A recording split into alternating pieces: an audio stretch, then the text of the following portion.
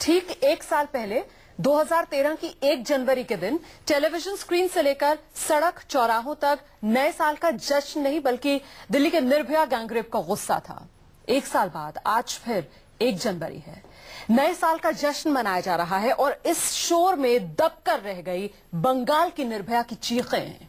वो नाबालिग लड़की जो दो बार हैवानियत का शिकार हुई, जिसने सिस्टम और सरकार की बेरुखी का सामना भी किया और आखिरकार मौत से जंग हार गई।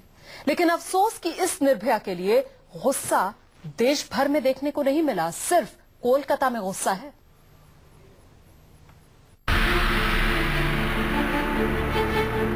सफेद कफन में लिपटी 16 साल की इस नाबालिग लड़की के लिए साल 2013 की आखिरी रात जिंदगी की आखिरी रात साबित हुई।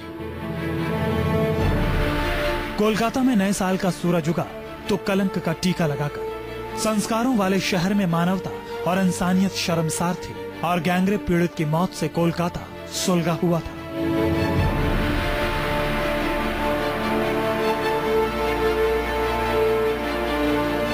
ये गुस्सा सरकार के खिलाफ था, गुस्सा इस बात पर कि महिला मुख्यमंत्री के होते पीड़िता जीते जी इंसाफ के लिए तड़पती रही। गुस्सा इस बात का था कि शिकायत के बावजूद पुलिस ने आरोपियों के खिलाफ फौरी कार्रवाई नहीं की।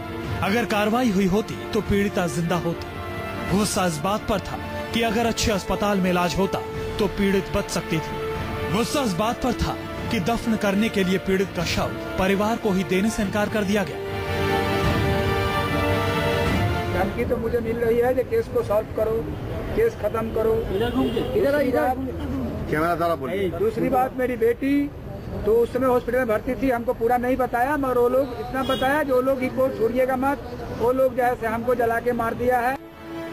जद्दोजहद के बाद पीड़ित का शव परिवार को मिला, फिर वही हुआ जो होना था। कोलकाता की सड़कों पर लोगों के सैलाब के साथ गैंगरेप पीड़ित की शव यात्रा निकली। पश्चिम बंगाल की सियासत के 2 अलग अलग ध्रुवों ने इसे अपने अपने चश्मे से देखा।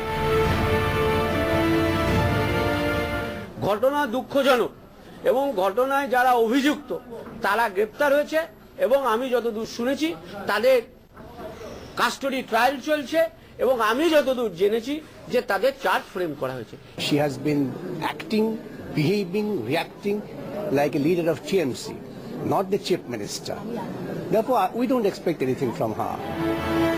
पीड़िता के साथ जो हुआ वो दिल्ली के निर्भया गैंगरेप केस की तरह दरिंदगी के इंतहा है। पिछले साल 25 अक्टूबर को मध्यग्राम के 6 लड़कों ने 16 साल की पीड़िता के साथ गैंगरेप किया। जब वो अपने माता पिता के साथ थाने से गैंगरेप की शिकायत कर थाने से लौट रही थी, तब आरोपियों ने उसी दिन पीड़िता को फिर अगवा किया और फिर से उसका बलात्कार किया। मेडिकल जांच में पीड़ित के साथ गैंगरेप की पुष्टि भी हुई। इस सिलसिले में पुलिस ने 6 आरोपियों को गिरफ्तार कर जेल भेज दिया। एक दिन में 2 बार गैंगरेप से टूट चुकी पीड़िता की मुसीबतों का अंत यही नहीं हुआ। पीड़िता के टैक्सी ड्राइवर पिता ने आरोपियों के खौफ से इलाका छोड़ दिया। वो एयरपोर्ट के पास एक कमरे वाले किराए के मकान में रहने लगे, लेकिन किस्मत को कुछ और ही मंजूर था। जिस मकान में पीड़िता का परिवार किराए पर रहने आया, उसके मकान मालिक का लड़का बलात्कार के मुख्य आरोपी का दोस्त निकला। मकान मालिक के लड़के और उसके रिश्तेदारों ने पीड़िता और उसके परिवार पर बलात्कार का केस वापस लेने का दबाव बनाया। आए दिन पीड़िता और उसके परिवार को धमकी दी जाने लगी। बताया जा रहा है कि धमकियों से तंग आकर पीड़िता ने 23 दिसंबर को खुद को आग लगाई, लेकिन आरोपों के मुताबिक पीड़िता ने बयान दिया है कि इन्हीं दरिंदों ने उसे आग के हवाले कर दिया था। This case is no less atrocious than that, and we are also extremely shocked by the very negative attitude of the administration and the government. तर्क ये है कि पीड़िता के पिता का ताल्लुक लेफ्ट संगठन सीटू से है, लिहाजा बलात्कार कांड को सनसनीखेज बनाकर सियासत की जा रही है। लेकिन क्या बलात्कार के केस में कोई सभ्य समाज ऐसे तर्क मंजूर कर सकता है? क्या ये सोचा जा सकता है कि बलात्कार पर भी राजनीति हो सकती है?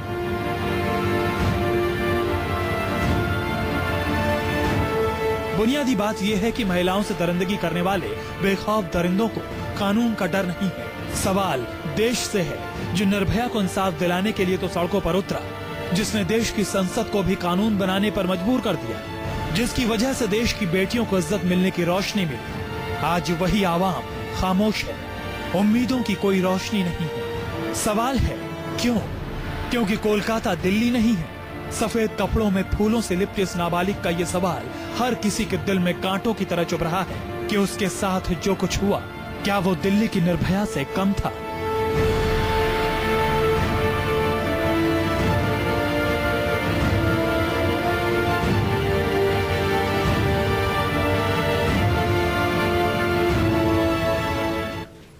तो ये बंगाल की निर्भया की कहानी जो हमने आपको दिखाई, इसके बारे में शायद कम ही लोग जानते होंगे। इसी मुद्दे पर बातचीत करने के लिए वरिष्ठ पत्रकार मनीषा जी हमारे साथ स्टूडियो में मौजूद हैं। उषा ठाकुर जी सामाजिक कार्यकर्ता और टीना शर्मा सामाजिक कार्यकर्ता मेरे साथ स्टूडियो में मौजूद हैं। और साथ ही हमारे साथ मौजूद है निर्मला सावंत, सदस्य राष्ट्रीय महिला आयोग। बहुत बहुत स्वागत है आप सभी का। निर्मला सावंत जी, महिला आयोग ने इस लड़की का साथ क्यों नहीं दिया? ये बोलना गलत है, लड़की का साथ दिया है और मेरे ख्याल से जो भी हुआ वो बहुत ही दुर्भाग्यपूर्ण हुआ।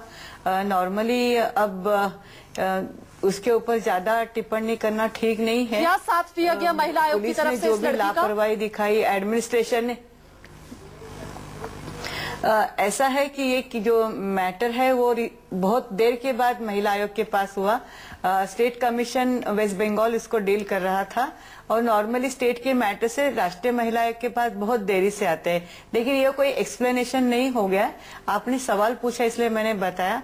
साथ में हमने ममता बनर्जी को आज ही नोटिस भेजा है कि इसके साथ ये जो लापरवाही होगी, अगर उस गवर्नमेंट ने उसको पहले से उसके ऊपर तवज्जो दिया होता, ध्यान दिया होता, वो इतनी शिकार हो गए थे वो दरिंदर लड़कों की। निर्मला सावंत जी, टाइम एक्शन अगर जिम्मेदारी आप राज्य सरकार पर डालने की था। कोशिश मत कीजिए। लड़की मर चुकी है और अब उसके मरने के बाद आप लोग क्या चिट्ठी भेज रहे हैं राज्य सरकार को, मुझे इसमें कतई दिलचस्पी नहीं है और न ही हिंदुस्तान को इस बात में दिलचस्पी है। हम ये जानना चाहते हैं कि 25 अक्टूबर को इस लड़की के साथ गैंग रेप हुआ, लड़की ने पुलिस में शिकायत दर्ज कराई, फौरन ही आरोपियों ने लड़की को सबक सिखाने के लिए दोबारा उसके साथ गैंग रेप कर दिया। लड़की का पूरा परिवार अपने गांव को छोड़कर कोलकाता के आउटस्कर्ट्स दमदम इलाके में आकर रहने लगा। वहां लड़की को धमकियां। आखिरकार 23 दिसंबर को लड़की जलाई गई या खुद उसने आत्महत्या करने की कोशिश की, ये एक अलग मामला है। मेरा सवाल यह है कि west Bengal commission for women जो है उसने क्या साथ दिया इस लड़की का? 12 सदस्यों की आपकी टीम है पश्चिम बंगाल में।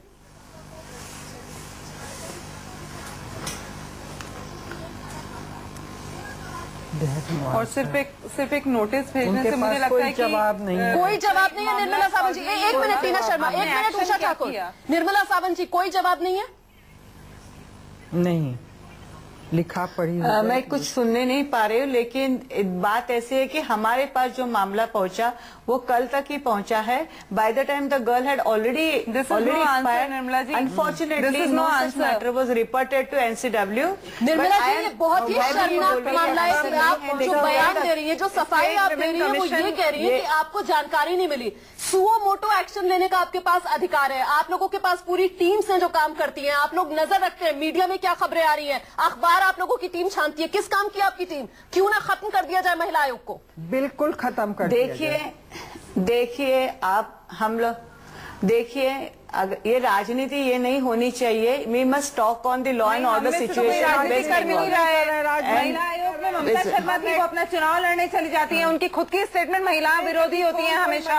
कैसा महिला आयोग है आप बताइए? महिला आयोग के लोग फोन नहीं उठाते हैं। शर्मा बोलती हैं कि sexy. I don't know, are you? हम पुराने मामलों में नहीं जाएंगे।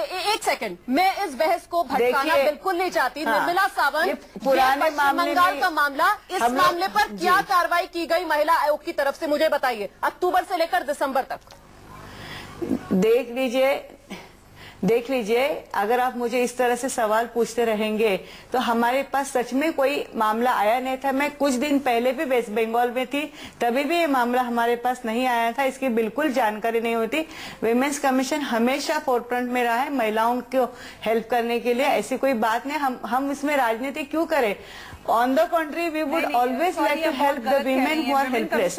तो मुझे लगता है कि आपका अगर सारा डिस्कशन, अगर आप लोगों का अगर सारा डिस्कशन विमेन्स कमीशन को ही कटघरे में करना होगा तो I am very sorry for that. देखिए हमारा जो डिस्कशन होना चाहिए सिर्फ वो लॉ एंड ऑर्डर पे होना चाहिए, चीजों को कैसे खत्म करें। पूरा फोकस इस बात को लेकर है कि महिलाओं की सुरक्षा के लिए दावे हम सबकी तरफ से बड़े बड़े किए जाते हैं, लेकिन जब जिम्मेदारी निभाने का वक्त आता है तो फिर कोई नजर नहीं आता है। टीना शर्मा, उषा ठाकुर, मेरा सवाल आप लोगों से है, जो महिला संगठन है, हमने देखा दिल्ली के अंदर जब निर्भया कांड हुआ तो सब लोग सड़कों पर उतरे हुए थे। अब बंगाल के अंदर एक निर्भया सामने आई है तो उसके लिए क्यों सड़कों पर कोई संगठन नहीं उतरा? बिल्कुल उतरेगा, नहीं उतरे भी हैं, ऐसा नहीं है, उतरेगा भी। हम लोग अभी उषा जी आप गई वहाँ पर कलकत्ता जी? देखिए हम तो नहीं जा सकते, अगर हमसे कोई कहे कि मैं कल 2 दिन पहले बिहार से आई हूँ, कुछ दिन पहले मुझे कल पता चला है। और ये परिवार भी बिहार का ही है? हाँ, बिहार का ही है और इस मामले को हम लोग उठाएंगे और इस पर करेंगे आंदोलन। हमारा संगठन हमारा एक और प्रश्न है कि देखिए जैसे आप हमसे पूछ रही हैं कि हम वहाँ पर गए, हम लोकल होकर दिल्ली में जा सकते हैं क्योंकि हमारे पास उतने साधन नहीं है, हम एक्टिविस्ट हैं, अपना इंडिपेंडेंट काम चलाते हैं, हम महिला आयोग नहीं है जिसके पास एक प्रॉपर फंड पड़ा हुआ है।